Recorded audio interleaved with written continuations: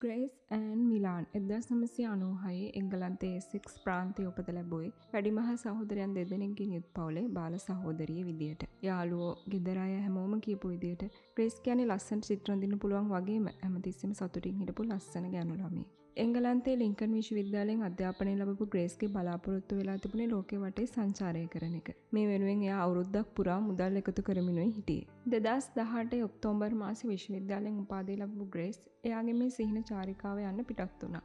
එයාගේ මේ සංචාරය පටන් ගත්තේ පේරු වලින්. පේරුවල සති 6ක් ගත කරපු ග්‍රේස් හිදයාට හමු වුණු අය කරපු දේවල් ගතපු ඡායාරූප හැම දෙයක්ම සමාජ මාධ්‍ය ඇතුළත් කරන්න වගේම එයාගේ පවුලයත් එක්ක බෙදා ගන්න අමතක කරේ නැහැ. පේරු සංචාරය අවසන් කළා ග්‍රේස් ආවේ නවසීලන්තයට. 2018 නොවැම්බර් 19 වෙනිදා නවසීලන්තයට ආපු ග්‍රේස් ඊට දවස් 11කට පස්සේ ඕක්ලන්ඩ් නුවර නේවාසිකාගාරයක නවාතැන් ගත්තා. මේ වෙනකොට ග්‍රේස්ගේ වයස අවුරුදු 21යි.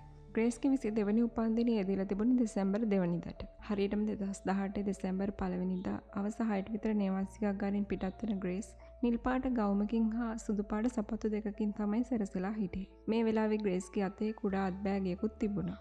ස්කයි සිටි කියන සංකීර්ණට ග්‍රේස් ආවේ එයාට ටින්ඩර් කියන ඇප් එකකින් හමු වුණු පුද්ගලයෙක්ව මුණ ගැහෙන්න.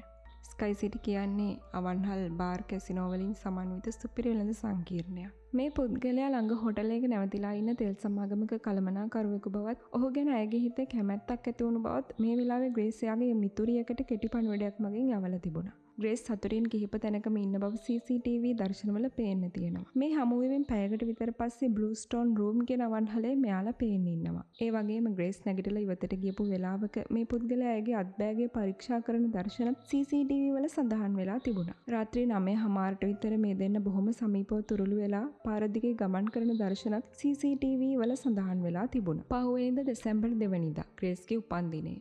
ග්‍රේස්ගේ පවුල කිසිම කෙනෙකුට එයාව සම්බන්ධ කරගන්න බැරි වුණා. එයාගේ යාළුවෝ හැමෝම උපන්දිනේට සුබ පැතුම් එව්වට ඒ කිසිම එකකට එයාලට පිළිතුරක් ලැබුණේ නැහැ. ග්‍රේස් කියන්නේ කොහේ ගියත් නිතරම ගෙදරට කතා කරපු කෙනෙක්. එයා දුරකථනයත් එක්ක නිතරම සම්බන්ධ වෙලා හිටපු කෙනෙක්. මේ හැසිරීම ටිකක් අසාමාන්‍ය නිසා ග්‍රේස්ගේ දෙමව්පියෝ මේ ගැන පොලිසිය දැනුවත් කරා. පොලිසිය මුලින්ම ආවේ ග්‍රේස් නැවතිලා හිටපු නේවාසිකාගාරය. මෙහිදී පොලිසියට දැනගන්න ලැබුණේ පෙර දින හවස පිටත් වුණු ග්‍රේස් නැවත නේවාසිකාගාරයට පැමිණ නැති බව. නේවාසිකාගාරය පරීක්ෂා කරපු පොලිසියට ග්‍රේස්ගේ සියලුම බඩු භාණ්ඩ එහි තියෙන බව දැනගන්න ලැබුණා. මේ නිසා පොලිසිය ඒ තරම් බරපතලව සිතුවේ නැහැ. ඔවුන් බලාපොරොත්තු වුණේ ග්‍රේස් නැවත නේවාසිකාගාරයට පැමිණේවි කියන එක. නමුත් නවසීලන්තයේ ඕක්ලන්ඩ් නුවර තිබුණු අතිවිශාල CCTV ප්‍රමාණය නිසා ග්‍රේස් සමග ගිය පුද්ගලයා කවුද කියලා අඳුනගන්න පොලිසියට අපහසු වුණේ නැහැ. මේ පුද්ගලයා ජෙසි කෙම්සන් බවත් ඔහු නැවතිලා ඉන්නේ සිටි ලයිෆ් හොටෙල් එකේ බවත් පොලිසිය හඳුනා ගන්නවා. ජෙසි මුහුණු පොතේ දාලා තිබුණු ඉතා දිග සටහනක් ගැන පොලිසියට සැකයක් හට ගන්නවා. මොකද මේ පෝස්ට් එකේ තිබුණේ මම කරපු වැරදි වලට සමා වෙන්න. අපි කුඩා කාලේ ඉඳන් ගොඩක් වැරදි කරනවා. එහෙම තමයි අපි දියුණු වෙන්නේ. අපේ ජීවිත හදාගන්නේ වගේ දේවල් කිහිපයක්. කොහොම වුණත් ජෙසි තමයි ග්‍රේස්ව අවසානට දැකපු වගේම අවසානට සම්බන්ධතාවයක් පැවැත්වූ පුද්ගලයා. මේ නිසා ජෙසිව පොලිස් ස්ථානයට ගෙන්න ගන්නවා මේ ගැන ප්‍රශ්න කරන්න. මම ග්‍රේස්ව හඳුනාගත්තේ ටින්ඩර් කියන ඇප් එක හරහා. අපි මැච් වෙලා තිබුණේ සිකුරාදා. නමුත් මම ඒක දැනගත්තේ සෙනසුරාදා. ඊ අපි ස්කයි සිටි එකේදී හමු වුණා. පස්සේ අපි පස්වන තට්ටුවේදී ඇන්ඩිස් බර්ගර් බාර් එකට ගියා. මේ වෙලාවේදී පොලිස් නිලධාරියා අහනවා කාගේ අදහසද මේ බර්ගර් බාර් එකට යන්නේක කියලා. ජෙසි උත්තර දුන්නා මගේ. මම ග්‍රේස්ව හමු වෙනකම් විශ්වාස කරේ නැහැ ඇත්තම පුද්ගලයෙක් කියලා. මොකද ෆේක් ප්‍රොෆයිල් සහ ඒවන් වන ජාවාරම් වැඩි නිසා මම හිතුවා පොදු ස්ථානයක හමු වෙන එක හොඳයි කියලා. Whose idea was it to go to that particular burger place? Me, because I didn't initially know that she was real. පොලිස් නිලධාරියා CCTV දර්ශන පෙන්නවා ජෙසි පිළිගත්තේ ඔහු කියලා. අපි දෙන්න වෙන් වෙලා ගියා. අපි බලාපොරොත්තු වුණේ ඊළඟ දවසේ හමු වෙන්න. නමුත් ග්‍රේස් මාව ටින්ඩර් එකෙන් අන්මැච් කරලා තිබුණ නිසා මම හිතුවා එයාට නැවත මාව හමු වෙන්න කැමැත්තක් නැහැ කියලා. පොලිස් නිලධාරියා අහනවා ඔබ කැමතිද DNA සාම්පලයක් ලබා දෙන්න කියලා. මේ වෙලාවේ ජෙසි කිසිම පැකිලීමකින් තොරව කියනවා ඔව් 100%ක්ම මොකද මම කිසිම වරදක් කරලා නැහැ කියලා. ඒ දවසේ රාත්‍රියේ වෙන් වී ගිය බව ජෙස්සිගේ කටඋත්තරේ සඳහන් වුණත් CCTV දර්ශන නැවත පරීක්ෂා කිරීමේදී පෙනෙන්න තිබුණේ වෙනස්ම කතාවක්. මේ දෙන රාත්‍රියේ විදුලි සෝපානින් ජෙස්සි නැවතිලා හිටපු සිටි ලයිෆ් හෝටලයේ ඔහුගේ කාමරයට යන දර්ශන සටහන් වෙලා තිබුණත් ඊට පස්සේ කිසිම අවස්ථාවක ග්‍රේස්ගේ සලකුණක්වත් දකින්න ලැබෙන්නේ නැහැ. පහුවෙනිදා උදෑසන හෝටලෙන් පිටත් වන ජෙසි පිරිසිදු කිරීම ද්‍රව්‍ය කිහිපයක් විශාල ගමන් මල්ලක් මිලදී ගන්න දර්ශන වගේම ටැක්සියක් කුලියට අරගෙන එහි ගමන් කරන දර්ශන CCTV වල පටිගත වෙලා තිබුණා. ටොයෝටා වර්ගයේ රතු පැහැති කාර් රථයක් කුලියට ලබා ගන්නා ජෙසි පසුව වෙනත් ගැහැණු කෙනෙක් සමග අවන්හලක කාලය ගත කරන ආකාරයත් CCTV වල සඳහන් වෙලා තිබුණා. මෙම ගැහැණු කෙනා පසුව පොලිසියට ප්‍රකාශ කරන්නේ මිනිසුන් වල දමන කතා සහ පොලිසිය ගැන අමුතු කතා කිහිපයක් ජෙසි ඇය සමග කතා කළ බවත් එම කතා ඇයට අපහසු හැඟීමක් ඇති කළ නිසා ඇය ඔහුගේ වාහනයට ගොඩවීම ප්‍රතික්ෂේප කළ බවත. බිමට වැටුණු වයින් පැල්ලම් කිහිපයක් පිරිසිදු කිරීමට අවශ්‍යයි කියමින් පිරිසිදු කිරීමේ යන්ත්‍රයක් රැගෙන යන ජෙසිව CCTV වල දක්නට ලැබෙනවා. පෙර දින මෙලට ගත්ත විශාල ගමන් මල්ල සෝපානයට ඇතුළත් කරගන්න දර්ශනත් මෙහි සඳහන් වෙලා තියෙනවා. ඒ වගේම ඔහු පහුවෙනිදා උදේ 7ට විතර වෙළඳසැලකින් සවලක් මිලදී ගන්නවා. එදිනම හවස වාහන පිරිසිදු කිරීමේ ස්ථානයකින් මෙම කාර්යය පිරිසිදු කරගන්නා ජෙසි ඊට පස්සේ ඔහු එම වාහනේ කුලී ආයතනයට නැවත බාර දෙනවා. මේ විදිහට ජෙසි කලගේ සියලු දේවල් චිත්‍රපටයක් ආකාරයෙන් CCTV දර්ශනවල සටහන් වෙලා තිබුණා. තවත් විශේෂ දෙයක් තමයි කලින් දවසේ පොලිසිය ජෙසිගෙන් ප්‍රශ්න කරන ඔහු නැවතිලා ඉන්න හොටෙල් එකට එන වෙලාවේ ජෙසිත් හිටියේ හෝටලේ දෙසට ඇවිදගෙන එන ගමන්. නමුත් පොලිස් රථ නවත්තලා තියෙනවා දැක්ක ගමන් ඔහු අපසු හැරිලා වෙනත් දිශාවකට ගමන් කරන්න පටන් ගන්නවා. මේ වෙලාවේ පොලිසියට ඔහු පසුපස එළවගෙන ගිහින් තමයි ඔහු අල්ලගෙන ප්‍රශ්න කිරීම වලට යොමු කරන්න සිද්ධ වුණේ. මේ අතරේ නවසීලන්තයට ඇවිත් හිටිය ග්‍රේස්ගේ තාත්තා ඉතාමත් සංවේදී මාධ්‍ය සාකච්ඡාවක් පවත්වලා ඔහුගේ දුව ගැන කිසියම් හෝ විස්තරයක් දන්නව නම් ඔහුට දැනුම් දෙන්න කියලා ඉල්ලීම් කරනවා. කොහොම වුණත් මේ තියෙන අතිවිශාල CCTV සාක්ෂි ප්‍රමාණය පදනම් කරගෙන පොලිසිය ජෙසිව අත්අඩංගුවට ගන්නවා. අත්අඩංගුවට පත් වුණාට පස්සේ ජෙසිගේ කට උත්තරේ සම්පූර්ණයෙන්ම වෙනස් වුණා. ග්‍රේස් මම එක 50 Shades of Grey කියන මූවි එක ගැන කතා කරන්න ගත්තා.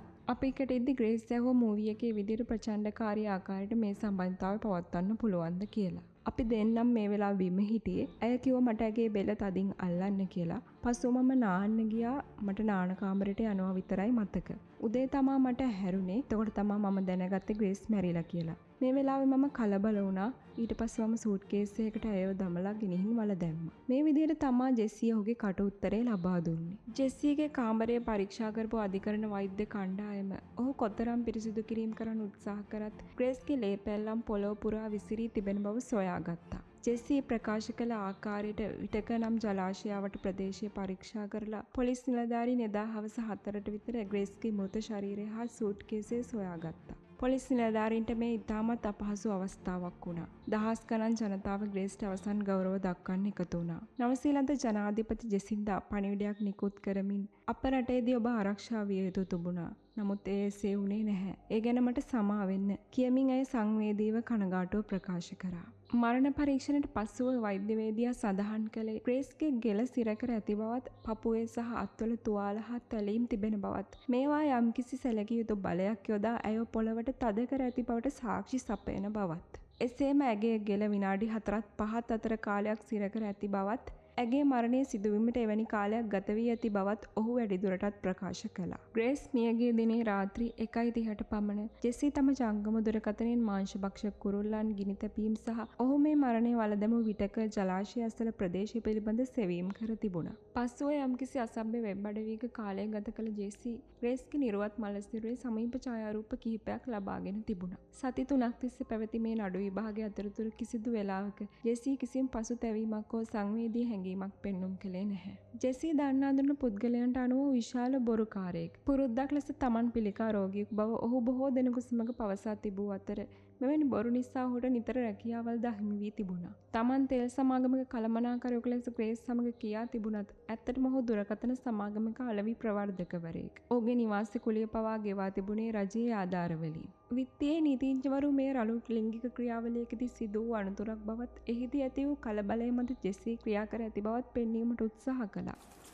But an accident that occurred during consensual sexual activity as part of casual sex නමුත් අතිවිශාල සාක්ෂි ප්‍රමාණයක් සහිත පැමිණිලිකාර පාර්ශවය මේ අනතුරක් නොවන බවත් ජෙසී මෙම අවස්ථාවේදී සැලසුම් සහගතව කල්පනාවෙන් ක්‍රියා කර ඇති බවත් පෙන්වා දුන්නා. 2019 දෙසැම්බර් 22 වෙනිදා නවසීලන්ත අධිකරණය විසින් 26 හැවිරිදි ජෙසී කෙම්සන් වරදකරු බවට තීන්දුව කරමින් ජීවිතාන්තය දක්වා සිර දඬුවම් නියම කළා. ඒ වගේම ඔහුට ඉන්වසර 17කට පසුව අභියාචනාවක් ඉදිරිපත් කිරීමේ හැකියාවද හිමි වුණා. මෙම නඩුව සඳහා මාධ්‍ය මගින් ලබා දුන් ඉහළ ප්‍රසිද්ධිය නිසා ජෙසීව හඳුනාගත් තවත් කාන්තාවන් දෙදෙනෙක් ඔහු විසින් ඔවුන්ට කරන ලද හිංසා කිරීම පිළිබඳ පැමිණිලි කර තිබුණා. එම පැමිණිලි සඳහාද වරදකරු වූ ඔහුට තවත් වසර 3.5ක අමතර සිර දඬුවමක්ද නියම වුණා. ග්‍රේස් වෙනුවෙන් වයිට් රිබන් සහ ලව් ග්‍රේස් යනුවෙන් පුණ්‍යාධාර සේවාවන් ආරම්භ වුණා. මේවා අද දක්වාම ක්‍රියාත්මකයි. අපයෝජනාත්මක සම්බන්ධතා නිසා කාන්තාවන්ට සිදුවන හිංසා කරදර වෙනුවෙන් පෙනී සිටීම මේවායේ අරමුණ වුණා. එක් වැරදි හමුවීමක් නිසා ලස්සන අනාගතයක් තිබුණු ග්‍රේස්ගේ ජීවිතය අකාලයේ විනාශ වී ගියා. කීලා ඉන්සයිට් අපි මේ කතාව ඔයාලට අරගෙන ආවේ නොහිතන වෙලාවක නොහිතන විදියට